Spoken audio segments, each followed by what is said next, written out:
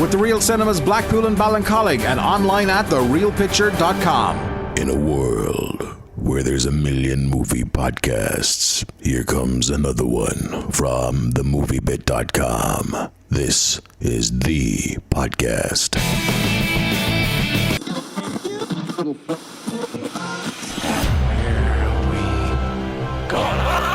Christ. Who taught you that technique? A friggin' cheese grater? Anything gets more than 3 blocks out, you turn it backward, you turn it to ash. So you listen to me and you listen well. Hey everybody, how we doing? Welcome to the podcast from themoviebit.com. It is time. Were we here last week? No, we weren't. No, because I was on holidays, motherfuckers. I get them. Yeah, well, you're on a permanent holiday. Anyway, his name is Tom White. My name is Victor Barry. Every fucking Monday. Hello, everyone. You won't have to worry about that for long more. For the next 45 minutes, we're going to take a look at some of my holiday slideshow. Yep. I'm going to project some slides here. Tom is going to describe them in great detail. And then we'll talk about movies. We're now an audio-visual podcast. Emphasis on the audio. All right, this time around we're going to be talking about Cars 3, going to be talking about SpiderMan Homecoming, or Spider-Man now with Tony Stark, just for the sake of having Tony Stark in a movie, because he's contractually obligated to be in it. Good old Downey. Yeah. Anyway, let's get this dog and pony show on the road like we do each and every week. We start things off with teaching you some stuff about the movies that you never knew before. We call this Tom's Trivia Tree. Tom's Trivia Tree. Tom. All right. Liam Neeson and Morgan Freeman have been in 4 movies together. Batman Begins, Dark Knight Rises, Ted 2, the Lego Movie, but have not shared any scenes. Ted 2? Yep. Okay. Oh, Freeman was narrating, wasn't he? No, Freeman was actually in it. He was narrating and he was in it. Yeah, well. He was the lawyer. Oh, shit, yeah. Yeah, and I've forgotten about Ted 2, really, I have. And Liam Neeson was just there for the Quicks Rabbit joke. Dark Knight Rises. Flashback, yeah. Okay. Remind us who was Morgan Freeman in that again? He was Lucius Fox. Of course, yes. I couldn't think of his fucking name. I just went blank. Anyway, right. Okay, next. The opening sequence for Guardians of the Galaxy was written around Hooked on Feeling, but James Gunn felt Come Get Your Love was the better choice. Yes. Yeah. And quite a good choice it was too. Yeah, because Gunn has a really good grasp on music, the way Tarantino has a grasp on music and how they utilize them in movies. Definitely, yeah. Kind of a different style. Like, I know they're the same era, but kind of... But I guess just in the context of using music as not a score, but using actual songs. That's it, yeah. You know? Like a very simplified version of Baby Driver. Which is probably one of the greatest... Do you know what? It's a soundtrack that doesn't work off screen. No, it doesn't. Not at all. Because as soon as I saw Baby, I was like, fucking soundtrack Spotify, quick download, quick Spotify. Yes, and then I was driving in the car and I'm like, okay, none of this shit matches what I'm doing. Let's try and drive faster. Let's do handbrake turns. Can't because I'm an electric handbrake. I was like, fuck. You got to sing along with the music as well. And then I just listened to it and I was like, this is shit. Yeah. But in the movie, it's incredible. It has a Queen song I don't like. Right, Tom? Yeah. We'll call it a day there. But yeah, no, it's a great movie. Great soundtrack for when you're watching the film. Doesn't work outside context of the movie, I think. Yeah, which is... I know that might sound fucking weird, like, but it's the way it's used in the movie that makes the soundtrack work. Yeah. Like, the tequila sequence is amazing, but that song kind of loses its punch when you just listen to it while like just staring off into the distance. Yeah. Yeah. Alrighty. And then finally, much of Eugene Levy's lines in American Pie were improvised, which is why you can see Jason Biggs trying to stifle a laugh when the two are looking through the porn mag. I really like Eugene Levy. Like, that's probably the greatest thing he's ever done is the American Pie stuff. Oh, definitely, yeah. You know, as Jim's dad. Like, I know he had like a major career before that, but I think that's his peak Levy.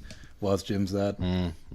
And like, even though they wheeled him out for the sequels just doing the same thing again, he brought it every time. Yeah, but I guess, do you know the part where he got to fuck Stifler's mom? Yeah, that was... You know what? I wanted to get up and fucking cheer. That's that scene in the cinema with the popcorn. Yeah. I know you've fucking been there with the box. We've all been there with the box. But yes, I saw Dino when I was younger.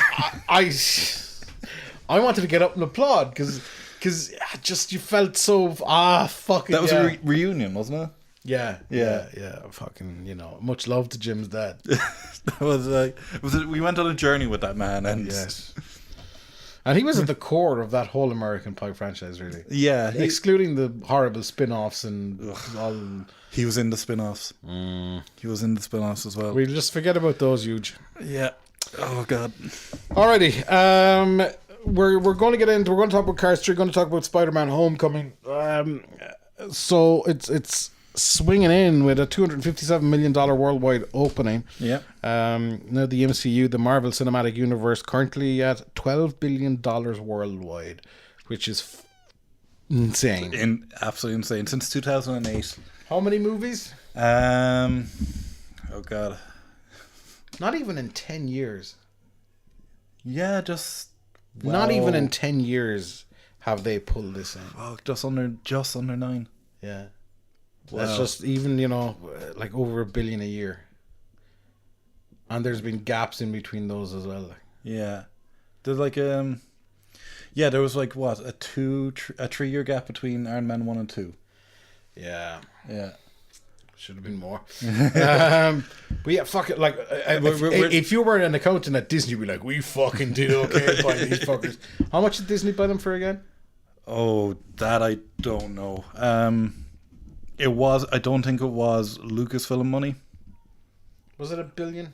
It could have been $1 billion. I think it was $1 billion. Yeah.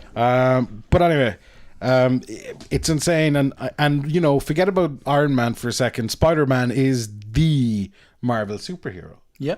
You think of Marvel, you're straight away going to say Spider-Man. Oh, do you like Spider-Man? Bye. Yeah, fucking his grip. Bye. Shooting webs out his hole. Bye. He's fucking amazing. Bye. Swinging around the place. That'd be a very different comic if he shot webs out of his fucking arse. That would be fun, though. No, but every parody of Spider-Man does that, though. Does it? Yeah. Okay. There's a couple of like DC did a piss take of him. Let's got into how he would refill that embryonic fluid or whatever the fuck it's made up of. Anyway, Spider-Man Homecoming. Tom's seen it. I've seen it. I wrote the review. 3 stars. Let's talk about the good first. Okay. Set pieces. The action set pieces looks incredible. Yeah, it looks really, really good. Even just the little scenes of him saving, like, fighting crime around the city, really well done. I like. Do you know the one thing I don't think they got right? This isn't a bad thing, but I don't think he flies through the air as good as Mark Webb got him. Remember in The Amazing Spider-Man, or more so in The Amazing Spider-Man 2, we were all like, "Fuck it, that's how he should fly through the air." It's like they kind of forgot about that. In Spider-Man Homecoming. That's only a tiny gripe. Let's keep that for the bad things. Yeah, no, but okay, I have something to say about it. I'll say it in the bad things. But yeah, like the Washington sequence, which I have something to say about. I'll say that later. It looked good. It did look good. Like the action set pieces looked amazing. The Staten Island Ferry stuff looked really, really, fantastic. really good. The final fight with the Vulture. Yeah, the Spidey suit looked great. The tech looked amazing. The score, Michael Giacchino's score, I felt was just from the offset. You go, fuck it, this is pretty good. Yeah, and it really kind of it opens up with that. Reworking of this fight, and it kind of crescendoed into this big epic finale as well. So the score, but if you very good. If you listen to the score again, you can hear strains of the original Spider-Man team kind of bleed in and out as well. And it's a clever score as well. Yeah. Is this the Spidey movie that people have been waiting for? I think The Amazing Spider-Man 2 was the Spidey movie people were waiting for. Yeah. Look, we're going to talk about the bad things now. Is there anything else good to say? The cast. Yeah, I was only joking. The cast. Tom Holland, people have been saying that he's the best Peter Parker. He's the best Spidey. I think so. I think Andrew Garfield's hair was wrong. For a start, right? This is from the guy who said the movie was going bad because he saw the title treatment and didn't like it. I was fucking right. Fucking fonts were awful. But Tom Holland. So if we had to rank Spider-Man's since Raimi, I would be going Tom Holland, Tobey Maguire, and Andrew Garfield. Yeah, I'd be right there with Yeah, you. yeah. Tobey Maguire in 1 and 2. Yeah. Yeah, I don't know who he was playing in Spider-Man 3, but it wasn't fucking Peter Parker. But for me, and if you listen to the podcast for a while, I always said that Spider-Man in Civil War was amazing. Peter Parker was bad. Now it's the other way around. Peter Parker is amazing and Spider-Man is just lifeless. Yeah, I wouldn't call him lifeless. He is a CG character. He's more machine now than man. Yeah. Whenever you see Spider-Man swing, whenever you see him fight, it is more often than not a CGI creation. Yeah, and that's where it's a little bit soulless, I think. Yeah. But Peter Parker, like Tom Holland plays a 15-year-old. He is fucking incredible. Yeah, he's brilliant. He is incredible. I think it's the best incarnation of the comic book Peter Parker. I think he's probably lost some of the sassiness, particularly with Spidey, and some of the kind of the one-liners and the quirky stuff. He's a bit all shucks, but this ties into my whole the way he moves argument. It is Peter at the start of his career. He's only been doing it maybe, a year? Yeah, but like if we're swinging off a web, Tom, we're going to look like we're swinging off a fucking web. Yeah. You know what I mean? And I'm comparing how they technically achieve that in The Amazing Spider-Man 2 as opposed to this one. Yeah. I did like when he's swinging, he's hitting shit and knocking it down. Like that was really well done. But the rest of the cast, Michael Keaton, I think he's obviously channeling a little bit of Birdman, I feel. Because the character isn't too far removed. Fucking wings and a fucking glorified beak, and goggles. But I think it's probably one of the best things Michael Keaton has done. He is, in a long, long time. And I love the fact... The Big Short was the last thing that he was really good in? Not The Big Short. Not The Big Short. Oh, the other one. Spotlight, rather. Yeah. But he just... He looked like he had so much fun in this. Yeah, and he's the first thing you see on screen. Yeah. And he just sets the tone instantly. Yeah, like you see him in full-on villain mode in, the first 5 minutes of the film? Yeah. And he's a blue-collar villain, which I think is the first time in any Marvel film he's not wanting to destroy the world, he just wants to make a quick buck. Yeah. But he gives so much character, and I think it's one of the first Marvel villains that we've seen with a great deal of humanity to them. He's completely humanized the character. He is the villain that you care about. You didn't care about Loki. You love to see Loki, but you're like, he's dead fucking out. Yeah, he's a fucking... He's a king's son from an altered dimension. Yeah, he's fucking awesome though. But the Vulture, you genuinely do care for the character, and that's solely down to Michael Keaton's performance. Which is, as I said, one of the best things that he's done in quite some time. Marissa Tomei. She's just there for a joke, really. Yeah. She's grand. I wouldn't call her the best Aunt May. I'd have to go back to the very first Spider-Man with Raimi. Yeah, and I think, like Jon Favreau is Happy Hogan. I think somewhere he's lost Happy Hogan along the way. He's really doing it for the paycheck.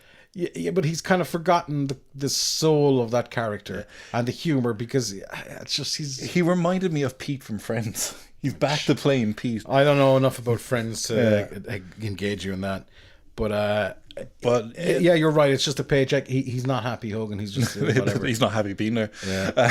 Downey is Downey, and I suppose we kind of move into the bad things as it were now. I think for me, anyway. But there's some more of the cast I want to talk about. All right, go on. Zendaya. Mm-hmm. She's only has 20 lines in the movie, but she was one of my favorite parts.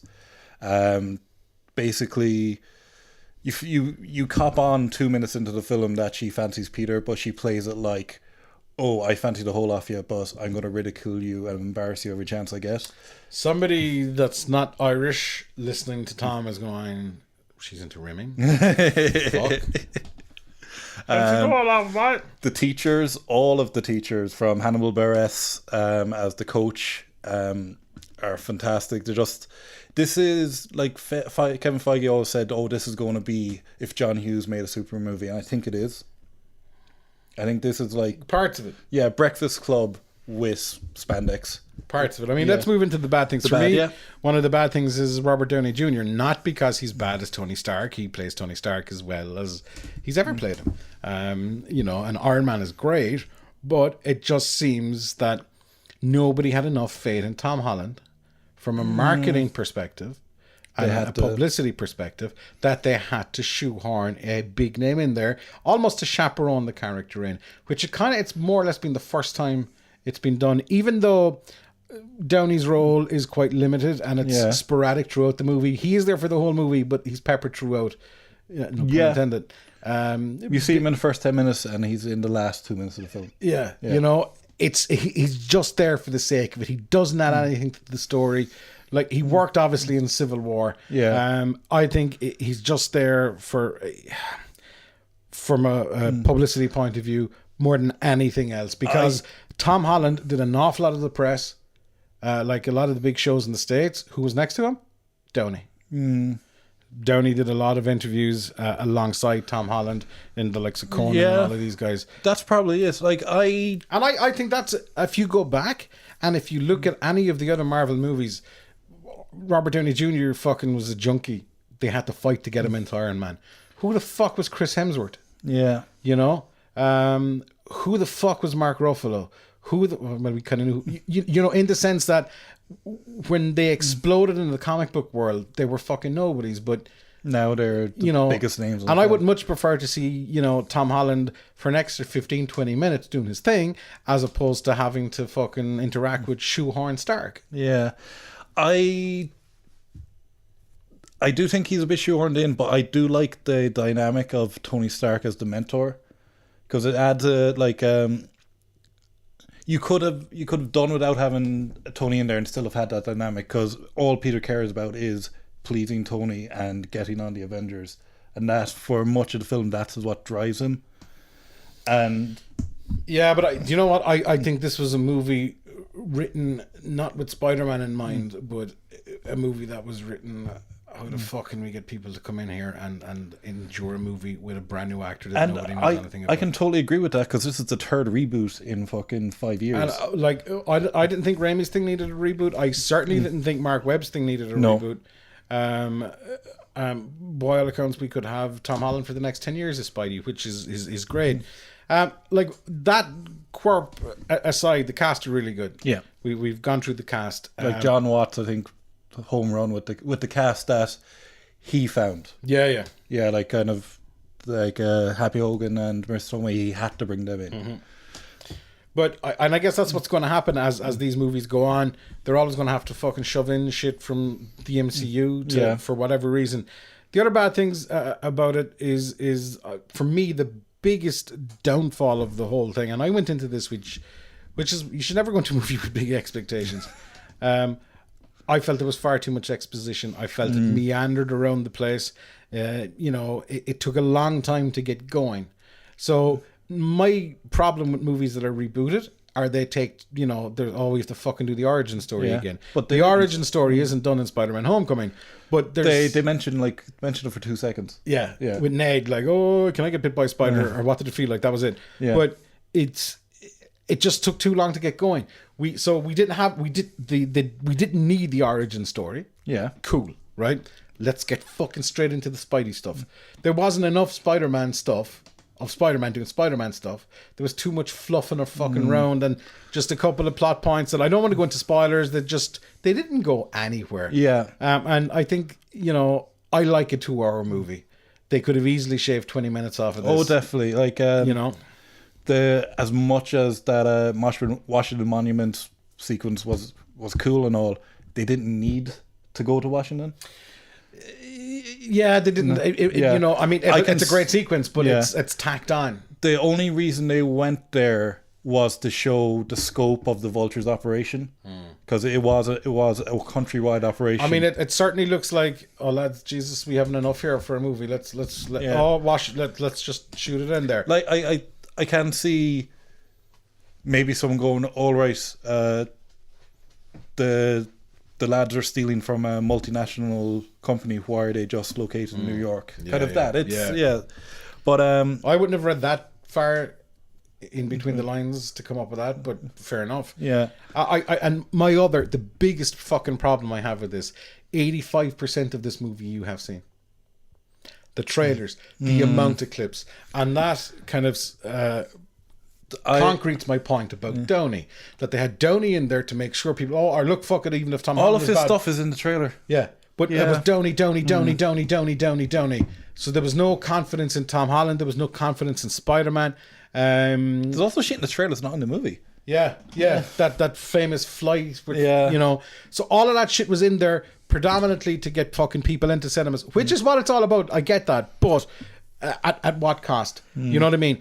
Everything was given away in the trailers, because I eventually stopped watching the clips. We stopped running them because there was just so many of them. I wasn't sure if the Washington Monument clip in the movie was actually on but Tom said it was. Yeah. I was like, fucking hell, everything. So all the major set pieces are in there.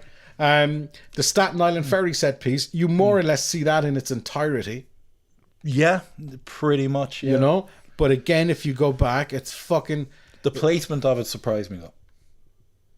Yeah. From what I saw the trailers out, okay, that's going to be near the end of the film. Yeah, no, I was thinking it should have been where it was. It seemed Okay. right, but yeah, I mean that's a major fucking that's a marketing gripe in one sense. But this was like Iron Man featuring Spider-Man. Yeah, they also did that with the two Amazing Spider-Man movies as well. Somebody actually made for Amazing Spider-Man 1, they made a video of everything that's been released, and it actually, if you watch it, it tells the entire story of the film. So is it a case that people just don't like Spider-Man? Is it a harder sell? I think it's a case of, this is the third Spider-Man in 5 years. How are we going to get people to pay again for another version of the same character they've seen? Yeah. I think that's the... I don't know. Do you know what? Maybe they should have kept him in, maybe they should have moved into Avengers Infinity War, kept him in there. Yeah. And then eventually in 6 years' time do a fucking Spidey movie. I don't think we're going to have that problem again whenever they make Spider-Man Prom or whatever it's going to be called. I think we're going to see a much bigger opening weekend for it. And I'm saying Spider-Man 2, Spider-Man Homecoming 2 might break $1 billion. Yeah, and I think something tragic needs to happen in that movie that affects the rest of the MCU. Yeah, we'll see. Okay. Daniel Craig is back as James fucking Bond. What did I say? What did I fucking say? A fucking Aston Martin fucking piled on top of a dump truck full of money is going to be wheeled up to his house. So he's doing how many more movies? At least one more. This is all... Apparently, we have to say allegedly. $77 million? Yeah. Is what he might fucking be coming. Obviously, that's back in deals and percentage points and box office. He was originally offered 150, apparently, and he turned that down. So he went for half price instead. Surely that should be the other way around. He should have asked for 150. The studio goes, no, but we'll give you half it. You're doing business wrong, Daniel. You're doing business wrong. Okay, that doesn't make any fucking sense. Look here, a lot of our rumors are coming from the Mirror. So. Let's take a pinch of salt. He is coming back. He is contracted for one more film. So yes, Daniel Craig is coming back. Let's forget all this. I want to slash my wrists shit. This is where he said he'd rather slash his wrist than do another movie. Yeah, you can't come out and say something as profound as that, and then profound. He saw a glass on the table. I go, yeah, I'm going to smash that and cut my wrist. And fucking then turn around and go, I'll do it for 77 million. Without losing credibility.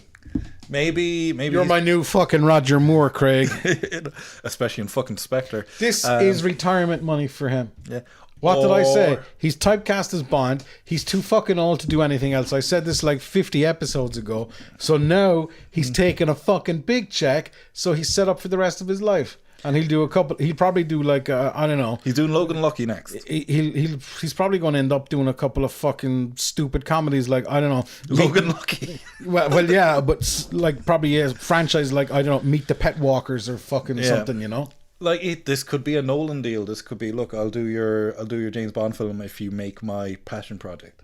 It could be anything. Like this is all, like this is all up in the air at the moment. He is coming back. I'm saying that now. I'm putting my reputation on it, which isn't much, by the way.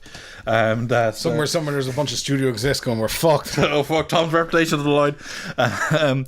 Yeah, there's also another rumor that Eon or MGM, whoever has the rights to this now, I think it's Eon. They want Adele to come back for the theme song. Yeah, okay. They want to recreate Skyfall. That's it. Like they're not going to get Mendes back. I think Mendes is just well and truly over the James Bond shit. Because I'm sorry, he phoned it in with fucking Spectre. Mm-hmm. He really did. At least there'll be decent cars in it anyway. Yeah. Especially if they're spending 77 million on fucking Craig's. That, there are going to be a lot of fucking brand deals. That opened the car budget quite a bit. Speaking of cars, Cars 3, we did a special preview screening for everybody yesterday. I wasn't there because I was on holidays.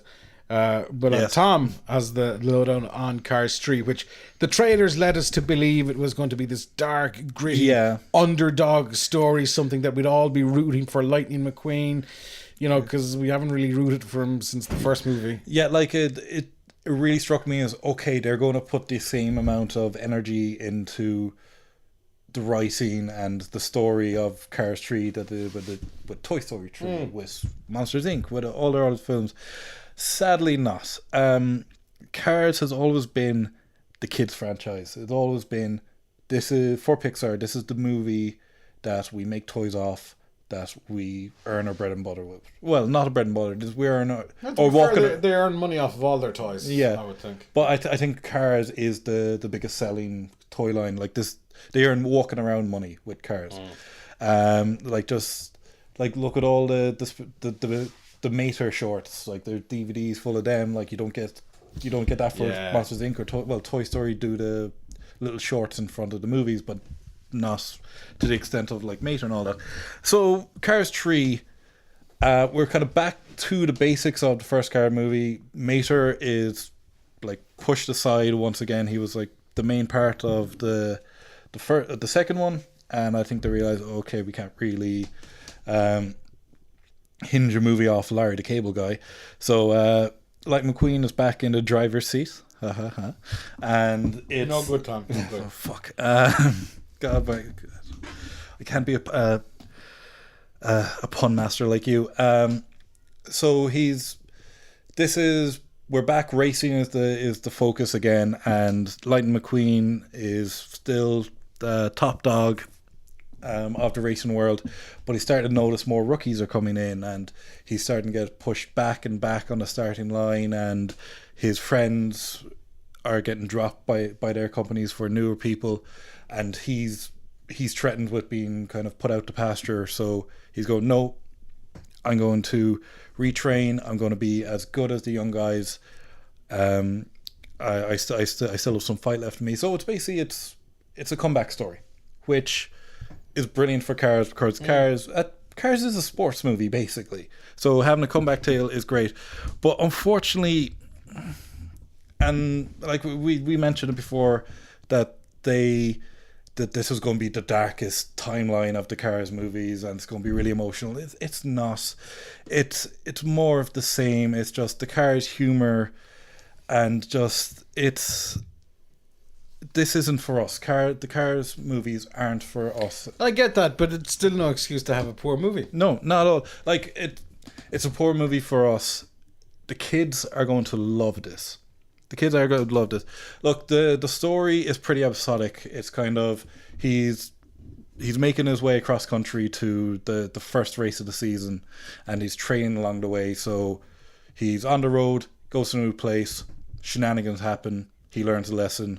On the road, goes to a new place, shenanigans happen, he learns a lesson. It's all really predictable. You can, if have your eyes open and you're an adult, you'll be able to, within the first 20 minutes, figure out how this movie is going to play out. That being said, you will laugh at it. There's some choice jokes in it. The kids will absolutely love this. They will gasp when Lightning is hurt. They will laugh when Mater is on the screen. And they'll cry at the funeral. If Pixar, There is no funeral. Maybe there is, I don't know. if Pixar pulled the trigger on a Cars funeral, that'd be fucking amazing. Like, kind of Everybody drunk at the wake. And what I love about the Cars franchise is the theories that people have put forward. The fact that World War II existed in the Cars universe. Does that mean there's a Hitler? Is there a Cars Hitler? But yeah, like it's grand for us. It's a movie that we'll sit down, we'll watch with the kids. Kids will love it. We'll sit down, we'll endure. How many fucking stars? I'll give it 3 stars. Okay. It's not a disaster. I don't think Pixar can bring out a disaster.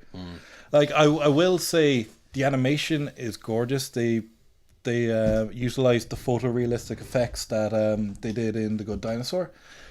Kind of a bit lost on Cars though, because they're these really cartoony designs and animations, and like this, I think this is one of their best looking of the Cars franchise. But Alrighty. Just before we unleash your critically acclaimed screen actor for quite some time now, Rotten Tomatoes, which aggregates internet scores for all things movies, and people look at Rotten Tomatoes as opposed to the moviebit.com and go, oh yeah, fucking that's going to be good. And invariably, it's a very skewed and flawed system, some people believe. Annabelle Creation is 100% on Rotten Tomatoes. yeah, How is that? I've no idea. It's off 10 reviews, and kind of when I heard 10 reviews, okay, so like fucking Dread Central and these like really kind of geek sites and all that. 3 of them are The Hollywood Reporter, Variety, and Collider. Okay, so pretty well-known names, kind of pretty reputable. It's got 10 top-notch reviews, basically. Yeah, 10 top-notch reviews. And I am surprised as anybody, because Annabelle is fucking awful. It's one of the laziest horror movies I've ever seen. It was coasting off the success of Conjuring. But when I heard about the sequel, I was going, oh fuck, not again. And then the director they got, David S. Sandberg, whose first feature was Lights Out, is amazing. He's a director with that film Lights Out who got the horror genre, who knew how to like turn the screws and kind of keep you wanting more, and how to play the audience. So of course, Annabelle Creation hasn't been released yet. The trailers, I was surprised by trailers, how good they looked. So this has my interest peaked. We'll see when it comes out there in a couple of months. But this seems to be it's a trend I'm seeing with horror sequels. Ouija, which another fucking awful horror movie. They brought out Ouija Origins of Evil there a couple of months back, and while not a home run, it was 10 times better. And they did the same that doing Annabelle Creation. They brought on a young horror director who kind of knew the genre. So like, no, I think we're getting into a new phase of horror movies where it's no longer, we're just going to bring out this movie for the sake of making money. It's kind of, we can't do that anymore. We have to put some effort into it. I guess ultimately, like, you should never take 100%. Oh no, not at all. What a website says. Yeah. You know, except for us. You know, I saw a comment from Drew McQueen a couple of weeks ago. I might have mentioned it, and he had something along the lines of, you know, film criticism making you hate the movies you love. Yeah. You know, if you genuinely fucking like Paul Blart Mall Cop, then good for you. And if somebody, you know, shits all over that, even if they're right, and that brings you down, then fuck them. Yeah. And that would be me saying fuck me, because I despise that movie. So I think that you should never you know, maybe you're friends, but if you're genuinely into fucking something, fuck everybody else, fuck all the websites, and go do your thing. Yeah, like, we're allowed to hate and love what we want. Like, that's what it is to be human. Like, we're not going to love everything. But just get one thing straight. when we tell you a movie is fucking bad, it's really fucking bad. And when we tell you that a movie is good, you bet your fucking last nickel that it's fucking amazing. If we say movie's okay, we're 50-50. Alrighty, time to unleash your critically acclaimed screen actor. A critically acclaimed screen actor quotes movies he hasn't started. We take Gotham from the corrupt, the rich, the oppressors of generations who have kept you down with mitts of opportunity, and we give it back to you, the people. Gotham is yours. None shall interfere. Do as you please. Start by storming Blackgate and freeing the oppressed. Step forward those who would serve, for an army will be raised. The powerful will be ripped from their decadent nests and cast out into the cold world that we know and endure. Courts will be convened. Spoils will be enjoyed. Blood will be shed. The police will survive as they learn to serve true justice. This great city, it will endure. Gotham will survive. You alright? Yeah. No? No. You didn't like it? You look like you're getting a fucking erection. My disappointed erection face. If that was a fucking audition, I would have got the fucking part. What the fuck are you on about? People were like, no, you can't be the fucking old guy, but it's pretty good. It was a great reading, but I don't think the character would work. No. No. We take Gotham from the corrupt! He wouldn't fucking work either, would he? How about Gilbert? No. Oh, no. That. This great city, God. it will endure. Gotham will survive a fucking in the ass. I'll take it off. My headphones did nothing. So, there you go. That, as they say, is that. Let us know what you thought of the Cars 3 preview screening yesterday at the Gate Cinema in the Northgate Bridge, if you got to see that. Or unless Tom is lying, but remember, if we say it's okay, it's fucking okay. That's it. We got anything else? No, I think that's it. Just some fucking meanderings now. Let's go back to talk about the fucking holidays. Okay, so how was it? You know what, right? I drove 3 fucking hours home. Okay. All right. I got in the fucking door. I got tickets to the fucking SpiderMan Homecoming, and I was back out the door within 20 minutes. That's how invested I was into fucking Peter fucking Parker. Hang on. Oh, you left the cinema after 20 minutes? No. I drove for 3 hours to get home after a fucking week of holiday. Oh, okay. Or vacation. And in the door, tickets back out the fucking door. I hadn't been that excited for a movie in a while. Yeah. As people know, I've been quite flaccid lately. I needed 2 hands to hold on to this fucker. And I just left really dribbling. Not finished. Crying. All right, guys, that is it. Thank you so much for listening. His name is Tom White. You know what? I would love fucking to re-edit it. Yeah. I would love to have a fucking go at editing the fucking thing. His name is Tom White. My name is Victor Barry. Your name is whatever the fuck is on your birth cert or your fake ID. Thank you so much for listening. Please subscribe. God only knows how many episodes are left. Could be 1. It could be 101. And we will chat to you next week. Goodbye, everybody. See ya. The MovieBit.com podcasts. Available on iTunes, Stitcher, TuneIn, direct download, and streaming on the MovieBit.com. Streaming and creaming. Yeah.